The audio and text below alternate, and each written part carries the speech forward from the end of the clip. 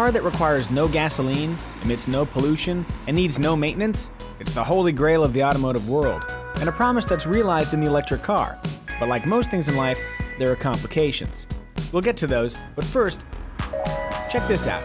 It's the Mitsubishi i, an all-electric Americanized version of the Mitsubishi i-MiEV currently sold abroad. It's coming to the US at the end of 2011, but we flew to Japan for an early test drive. Let's begin with the essential details. For America, the car has been widened by 4 inches and fitted with bumpers that look decently cool and meet US crash standards.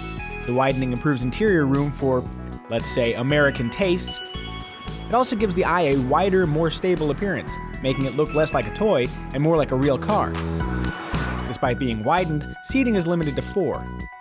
The Mitsubishi i is nearly 2 inches shorter in length than the Mini Cooper, making it easy to park even in congested Japanese cities. Despite a compact footprint, the i's tall profile makes it roomy for its size. Power is stored in a lithium-ion battery pack located beneath the cabin, which is protected by a watertight, temperature-controlled case. Our time behind the wheel was restricted to a small test facility. It wasn't real-world driving, but we did get a sense of the i's nature. For some reason, Mitsubishi let us out here onto their test track to drive the new Mitsubishi i, and they've got the slalom set up. It's a city car, and I don't think there's ever going to be an occasion where I'm going to need to go through a slalom, but here we are. Stability control kicked in, so I couldn't get too wild there, but it handled the corners nicely. Let's see how she brakes. Yeah, it feels good. Brakes feel nice. Do a good job. With only 66 horsepower, you'd think the i would be really slow, but it's actually got 145 pound-feet of torque, so acceleration is zippy. The footprint of the vehicle is really small. It's not a big vehicle, but they built it up, so headroom is really pretty good. Even legroom's not too bad. Quick question. Where's the last place you'd test an electric car that tops out around 80 miles an hour? If you said a high-speed banked oval, you're right. Naturally, that was the other place we were allowed to drive the Mitsubishi i. 81 miles an hour isn't an amazing top speed by modern car standards, but if you're the kind of person who just needs to drive around on the freeway, that's plenty to keep up with traffic. And from a handling perspective, it's also worth noting that the battery pack sits very low, so it's a low center of gravity, which can only help with handling.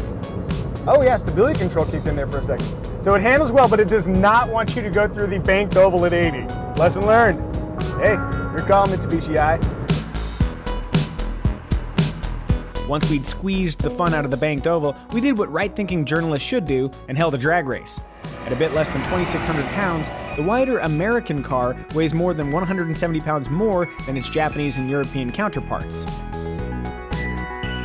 Unsurprisingly, the foreign cars won, but the American i did manage to spank the lone gasoline-powered car in the group. Electric motor torque for the win. All told, our initial impressions were generally positive, but as I mentioned earlier, electric cars face some challenges. Number 1, range. It's not a huge concern in Japan where dense city living and excellent public transportation keep commutes short, but in the land of the free, range is more of an issue. According to the EPA, the Mitsubishi i can knock out 62 miles on a charge, enough for most people's commuting needs. If you regularly travel further and don't have a second car, then you might want to hold off on this whole electric car thing. It's also worth noting that the Mitsubishi i's 62-mile range is only 10 miles shy of the Nissan Leaf's 72-mile EPA rating. Number 2, cost. Electric cars are pricey versus their gasoline-powered equivalents, but compared to its nearest competitor, the Nissan Leaf, the Mitsubishi i is a bargain, with a base price under $29,000. That's about $7,300 less than the 2012 Nissan Leaf SV. Tap into the federal government's $7,500 electric car tax incentive, and the overall price drops to less than $22,000. For that money, there are plenty of very nice, fuel-efficient cars available, but if your heart is truly set on an electric car, this is currently the most affordable mainstream option. Number 3, charging accessibility. In Japan, Mitsubishi's battery partner has installed several quick charge stations that can bring the i's battery up to an 80% charge in about 30 minutes. Charging up while shopping sounds lovely, but unless you live in a hugely progressive community, these won't be common for the foreseeable future. Realistically, most Mitsubishi i buyers will do their charging with a home charging station. With a cost between $700 and a few $1,000s depending on who you ask, the 240-volt home station charges the battery from empty to full in 6 hours. Not bad. You can also charge the i with a standard 110 outlet, but doing so from empty takes a completely ridiculous 22 hours. Bottom line, buy a Mitsubishi i, and a home station is likely your only viable charging option. Based on our limited first look, the Mitsubishi i seems promising. It's the kind of electric car we wouldn't resent having to drive. It's also comparatively cheap, helping move the i from early adopter novelty to real-world possibility. Limited range and a lack of charging infrastructure will be deal breakers for some, but for those who can accept its limitations, the Mitsubishi i makes electric car ownership more accessible than ever before.